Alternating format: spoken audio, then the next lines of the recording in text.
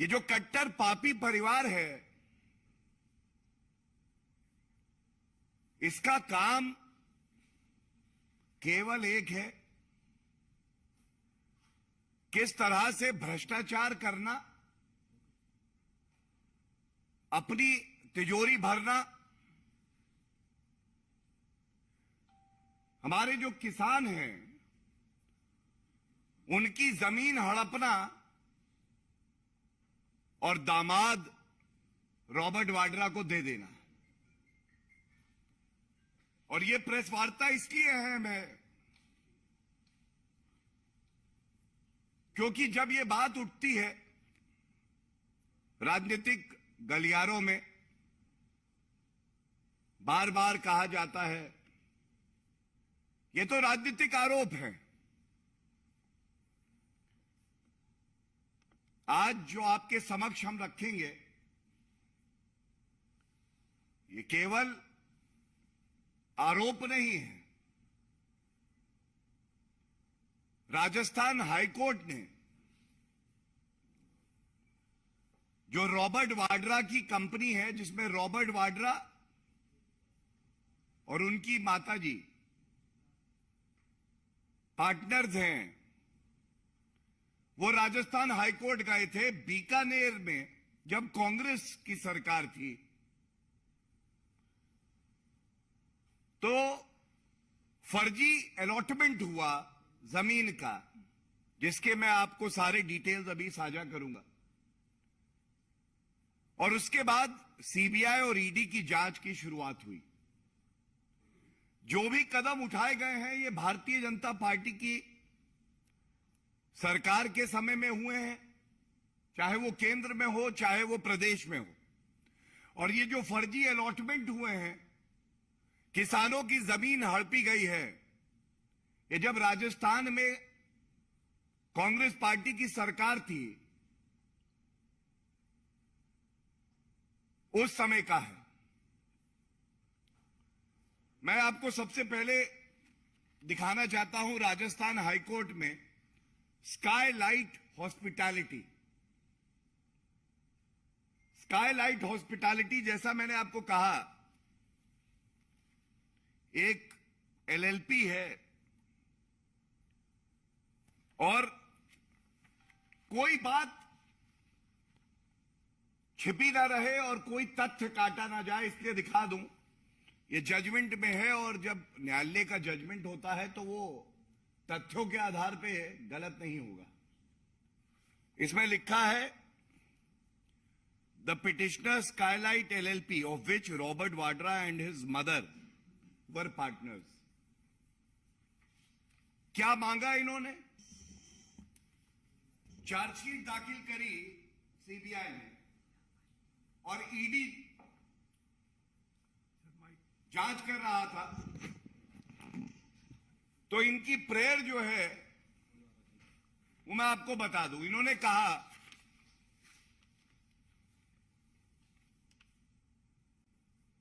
The court में quash the investigation. ये prayer number A है, मैं पढ़ देता हूं। The respondents may kindly be directed to place on record the ECIR and the same may be ordered to be quashed insofar as it relates to the petitioner। petitioner जो है वो Skylight hospitality है, मैंने आपको दिखा दिया, और एक महेश नागर है, इनके बारे में मैं अभी विस्तार में आपको बताऊंगा। लेकिन न्यायालय ने क्या कहा, और ये बात भारतीय जनता पार्टी अक्सर कहती है। आप बार बार कहते हैं कि राजनीतिक द्वेष से ये आरोप लगाए जाते हैं। नेशनल हेराल्ड केस हो, हरियाणा में जब इनकी सरकार थी तो वहां पे भी एक जमीन का घोटाला करके किसानों की जमीन हड़प ली थी। राजस्थान में जब इनकी सरकार पहले रही तो यह मामला तब का है। हम कहते हैं आप न्यायालय जाइए, तथ्यों के आधार पे अपनी बात रखिए, और अगर राजनीतिक द्वेष से मामले आपके खिलाफ किए जा रहे हैं तो सब रद्द हो जाने चाहिए। उस पर कभी उत्तर नहीं आता है। और मैं न्यायालय का जो ऑब्जर्वेशन और जो डिसीजन है वो आपके समक्ष रखता हूं। बिल्कुल स्पष्ट लिखा है, consequently the present petitions do not merit acceptance and the same are accordingly dismissed. ये जो तथ्य मैंने आपके समक्ष रखे, 3 अहम बिंदु, स्काईलाइट का नाम दिखाया, रॉबर्ट वाड्रा उनकी माताजी इस कंपनी में थी। मैंने आपको दिखाया उनकी ये दरख्वास्त थी न्यायालय से कि आप पूरे मामले को रद्द करें, और न्यायालय ने फैसला किया कि हम आपकी बात से सहमत नहीं है, ये रद्द नहीं हो सकता, ये गंभीर मामला है। आज चीख चीख कर प्रमाण ये कह रहे हैं कि तुम पापी परिवार हो, तुम भ्रष्टाचारी हो, और ये कहना गलत नहीं होगा। पहले वीवीआईपी कल्चर का दाग किसी ने लगाया था तो यही दामाद थे जिनको भारत का दामाद बताया जा रहा था।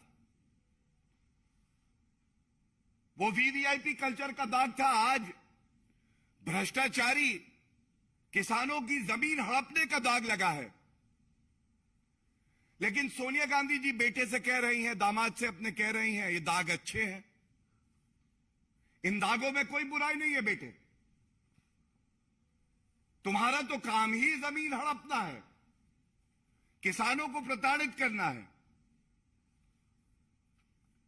अब मैं आपको कुछ तथ्य समझ रखता हूं, रोचक नहीं कहूंगा, चिंताजनक कहूंगा। 2008 से 13 के बीच में कांग्रेस की सरकार थी राजस्थान में। सबसे पहले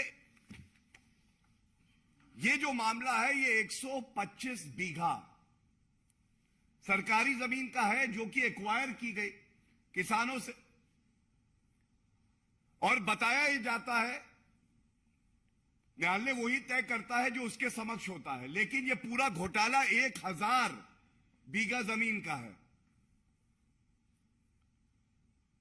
125 बीघा जमीन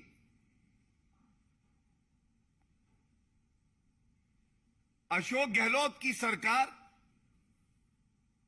तब भी मुख्यमंत्री थे, ये नत्थाराम और हरिराम को अलॉट करती है। अब इस पे ध्यान दीजिएगा,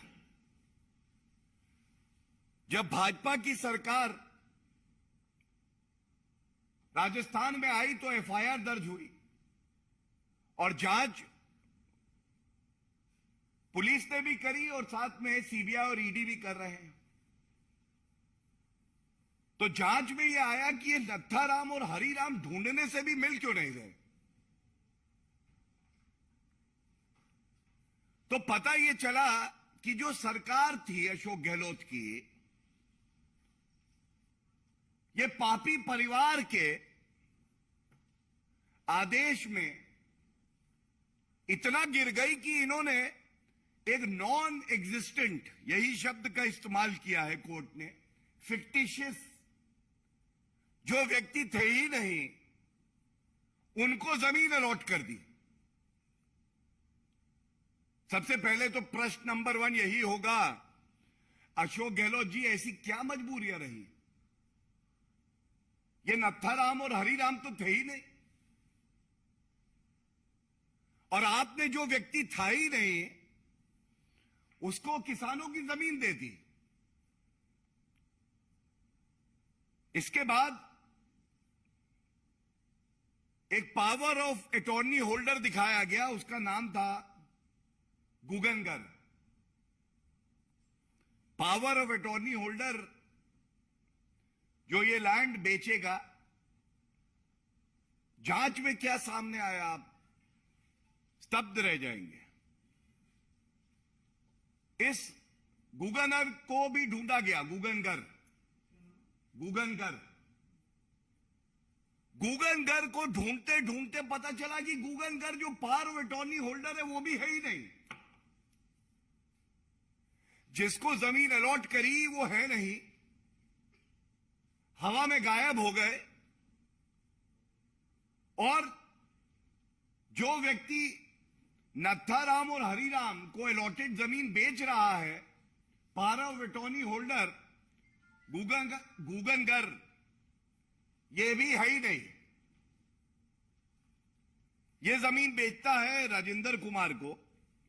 अब यहां से नाम है स्काईलाइट, आसमान, लेकिन भ्रष्टाचार को गांधी परिवार, पापी परिवार आसमान तक लेके गया है। राजेंद्र कुमार ने जमीन बेची अशोक कुमार को। अशोक कुमार कौन है? अशोक कुमार ड्राइवर हैं एक महेश नागर के, और महेश नागर जो मुख्य व्यक्ति है उनके बारे में मैं बता दूं। महेश नागर रॉबर्ट वाड्रा के मैनेजर हैं। महेश नागर पावर ऑफ अटॉर्नी होल्डर भी है स्काईलाइट के। तो ये जो अशोक कुमार ड्राइवर हैं रॉबर्ट वाड्रा के मैनेजर के, ये फर्जी लोगों से जमीन लेते हैं सरकारी, और उसके बाद स्काईलाइट को बेच देते हैं। अनियमितताओं का भंडार, कानून की अनदेखी, क्योंकि दामाद नंबर 1 को खुश करना है। पापी परिवार, गांधी परिवार, उसने इशारा कर दिया तो अब कानून कहां है? अशोक गहलोत कह रहे हैं खाता ना वही, सोनिया गांधी जो कहे वही सही। लोग नहीं है तो क्या हुआ? सोनिया गांधी ने कहा है अलॉट तो करनी होगी। किसान की जमीन है तो क्या हुआ? दामाद जी का पापी पेट भरना है। ये सवाल जो पूछे हैं कि ये जमीन राजस्थान की सरकार ने, अशोक गहलोत मुख्यमंत्री थे उनके कार्यकाल में अलॉट कैसे करी? जो पावर ऑफ अटॉर्नी होल्डर है ही नहीं तो वो ये ट्रांजैक्शन कैसे करता है? इसके बाद रॉबर्ट वाड्रा जी क्या करते हैं ये जानने की आवश्यकता है। रॉबर्ट वाड्रा 30 लाख रुपए का एक चेक, तिथि नोट करिएगा, 22 दिसंबर 2009, 30 लाख का एक चेक लिखते हैं। सब अचंभित हैं। ये घोटालेबाज, भ्रष्टाचारी परिवार वाले किसी को रुपया दे रहे हैं 30 लाख। ये चेक दिया जाता है अशोक कुमार को जो महेश नागर के ड्राइवर हैं। लेकिन आप हैरान हो जाएंगे, अशोक कुमार की पावर ऑफ अटॉर्नी यह है 31 दिसंबर 2009 की। 31 दिसंबर 2009 पावर ऑफ अटॉर्नी आ रही है बाद में, और दस्तावेज में जो ट्रांजैक्शन कर रहे हैं वो पहले 30 लाख का चेक है जो 29 तारीख को इनकैश हो गया था। ये क्या दर्शाता है? ये दर्शाता है इनको लगा कि हमारी चोरी, हमारा भ्रष्टाचार कभी पकड़ा नहीं जाएगा। और उसके बाद एक और अहम बिंदु यह है, अशोक कुमार का स्टेटमेंट जांच एजेंसी ने लिया। आप अचंभित होंगे कि अशोक कुमार ने कहा कि 30 लाख रुपए आए और मुझसे विड्रॉ करा के वो 30 लाख रुपए रॉबर्ट वाड्रा ने वापस ले लिए। मतलब 30 लाख रुपए दिए, उसी वक्त वो विड्रॉ कराए और वो वापस चले गए। ये स्टेटमेंट है। एक और प्रश्न पूछा जाना चाहिए, महेश नागर तो केवल एक मोहरा है, उसका अपना वक्तव्य है जांच एजेंसी को, और वो कहता है दो बातें। पहला, मैं रॉबर्ट वाड्रा के लिए काम करता हूं, और दूसरा जो बड़ा अहम है, उसने कहा ये जो सारी जमीन है और ये सारा ट्रांजैक्शन है, मुझे कुछ नहीं पता, ये तो रॉबर्ट वाड्रा के कहने पे ही हुआ है। अब आप मुझे बताइए, 1000 बीघा जो भूमि है किसानों की, सरकार उसको इसलिए एक्वायर करती है क्या कि गांधी परिवार के जो भ्रष्टाचारी हैं उनको दी जाए? किसान से लो, रॉबर्ट वाड्रा को दो। रॉबर्ट वाड्रा लैंड माफिया हो गए, भूमाफिया है रॉबर्ट वाड्रा।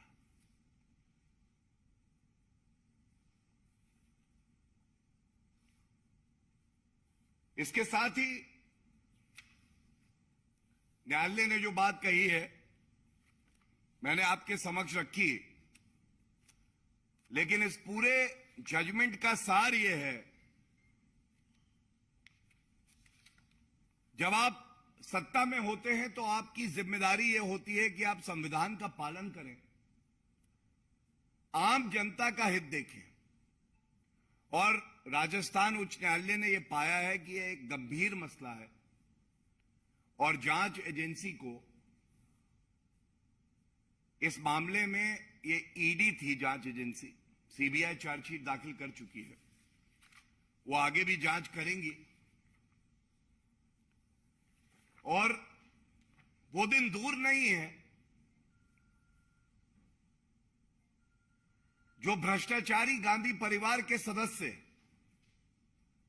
ये सोचते हैं वो कानून से ऊपर है, उन तक कानून के हाथ नहीं पहुंचेंगे। तो मैं बता दूं, श्री नरेंद्र मोदी जी की ईमानदारी, जांच एजेंसियों का जज्बा कि भ्रष्टाचारियों को पकड़ना है, आज गांधी परिवार जो भ्रष्टाचार करते हैं थरथर कांप रहे हैं, और ये अच्छा है। वो कहते हैं दाग अच्छे हैं, हम कहते हैं भ्रष्टाचारियों का कांपना अच्छा है। कानून के डर से कांपे।